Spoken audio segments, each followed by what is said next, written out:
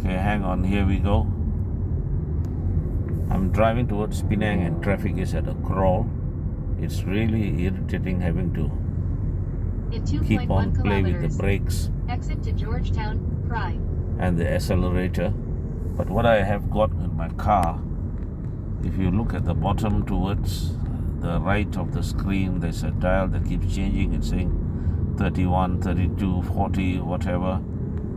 It's a auto cruise thingy with a radar tracker. So what it's doing is it's keeps tracking the distance between my car and the car in front, and it adjusts the speed of my car so that I'm always at a safe distance from the car in front.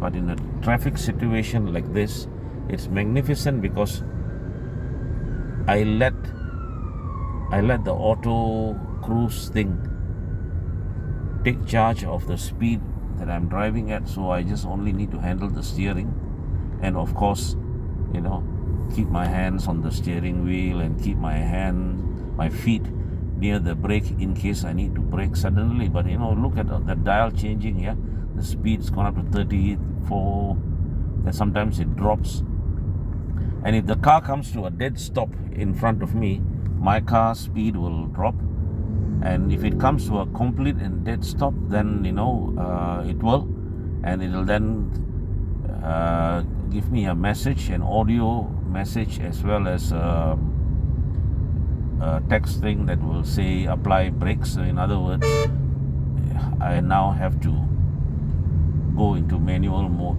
and then when traffic starts moving, I just hit the resume button on my thingy here, and I can resume auto cruise function. This is brilliant, folks.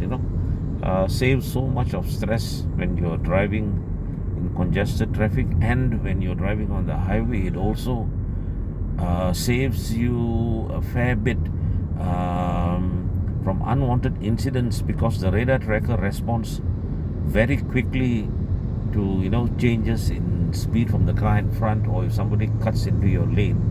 So it basically reacts almost instantly to any situation where you needed to brake. So if you were driving along the highway on auto cruise, or your attention sort of drifts a little bit, this thing will immediately slow down your car. Brake your car in response to a situation. So while I never would recommend anybody to be just using an auto function all the time and let it take over the driving, but to have it in the background as a kind of a parallel assistant, it's a wonderful thing, because like I say, it's very helpful. Cheers, guys. Try it out.